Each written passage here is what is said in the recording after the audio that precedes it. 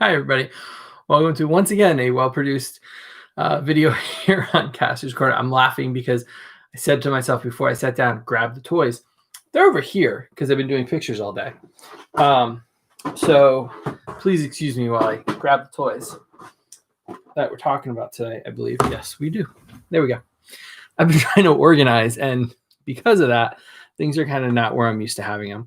So welcome again to our toy of the day here on castorscorner.com. On our live YouTube channel. Remember to check out the website, castorscorner.com, as well as the podcast, Cornercast, on Apple Podcasts, and follow us on social media. We're at Castor's Corner. We're going to keep this stuff going. We might add ads at some point and things like that, but we want to try to give you as much free content as we can without asking you to pay for it. So I just really enjoy doing it. So I hope that you guys enjoy it too. We're upping the production value, believe it or not. You'll see if you go to our website tonight, as soon as this post is finished, you will see a full photo gallery, not just on our Instagram, of the figures, as well as the video and links to everything I just talked about. So thank you guys for supporting us and supporting me and watching the website. And so tonight's video is taking a look at, and I really wanted to wait till I got them all to do this video. I didn't want to just do one or two at a time, and it took me a little while to track them down because Amazon pushed back the sale date for all of them. So instead of being pre-ordered and ready to go now or in the next week or so, they got pushed back to March or April and May. So we decided to just go for it and pick them up at Target. Actually, Target and GameStop is where we got these. I'm sure our friends at Mike's Comics and stuff will be getting them shortly. So I have to say, as excited as I was to get Moff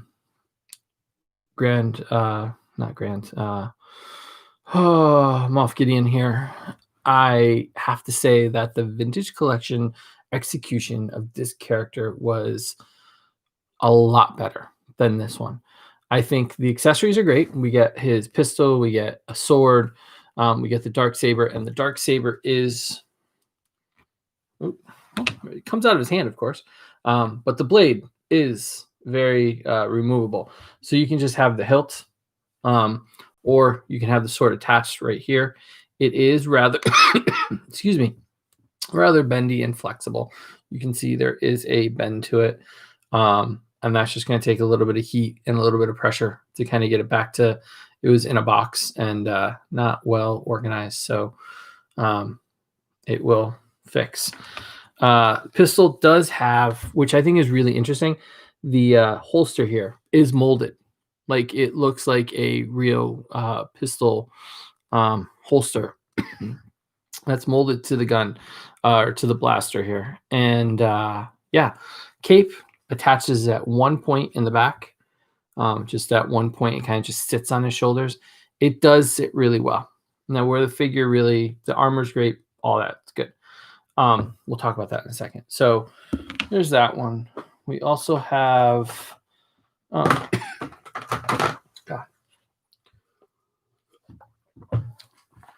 we also have Grief Karga here, based on Carl Weathers. From his season 1 outfit. I really like the season 2 outfit. I'm happy we're getting that in the vintage scale. Comes with 2 blasters. Both have holsters, although this one is not accessible for the most part because of the way the cape is, unless you kind of fold it back. So yeah, so he looks good. I mean, well, we'll get there. We'll get there. I know everybody's got the comment. So we picked up Darth Ray, the dark version of Ray and her lightsaber. We did get the tan painted dual lightsaber that kind of flips out. It's got an attachment point in the center that does pop really easily if you use it too much, but that's it. But I don't have a problem with that. It goes back really easy. I haven't been able to separate the blades here though. Pull them out. They're not easily pulled out of here. So I'm going to say I'm not going to put too much pressure and try to pull them out. I'm sure you could, but I'm not going to try that. But I like it. It's a nice accessory. I don't know. I might like the silver one a little bit better, but this is what I found, so this is what I'll take pretty much. Ray herself looks like she did in that like vision scene. Better pictures on the website. Vision scene. The only difference here is I don't think she's got a little bit of a. I think she should be more pale and should have shown her teeth. I think that would have made a better figure. Even though I usually like neutral heads, the idea of changing her, making her look a little bit different, I think that would have been a better head sculpt. The other thing is I saw somebody cut off this skirt down here is not, it doesn't like pop off. It was definitely put together during the assembly phase of the figure. And I've seen somebody actually take off this, and I've seen the figure without the skirt. She's got pants on, so there's nothing hiding there. It's not like it's inappropriate or anything, but it's all that wrapped textured feel to it. And I think it looked just as good with the skirt as it does without. I think probably better without, to be honest with you, but it does have a soft goods cape. And finally, I always had trouble saying his name. Queel here is probably the star of the wave, to be honest with you. He is small. The little Ugnaught here. He comes with one blaster. The helmet is removable. So he's got little pointy ears underneath too. Just the sculpting, the execution of the figure. I think it's one of the best figures they've ever produced in this line, to be honest with you. But hands down, one of the best figures they've ever done. The backpack, he's got good neck articulation. He can look up or down. He can look all the way around, up, down, all around. And the backpack is just secured by around his neck. It's not pegged in. It's not anything. So I think over time, you might have some bend. If you've got some interesting weather, humidity and stuff, it might kind of flip out a little bit, but it's all held together just by weight, just by gravity. He can hold a gun. He can sit. In case you were wondering, the execution on this is the best. So if you're a Mandalorian fan, I would recommend picking up the wave. You will, as most people have been, or I've heard comments, you will be disappointed in these two gentlemen. I don't know what happened, but the face sculpts look like them, but compared to what we get with Ray and some of the other, I don't think I have anybody. Jar Jar, I guess. What we got with Zeb, what we get with our other Star Wars figures is so high. The bar is set so high that when you see these two, I think the skin tone is off on Carl Weathers a little bit. I think the eyes are off. I mean, from a certain angle, you can see it, but it just falls short just a little bit, just enough that you go, oh, it's a toy.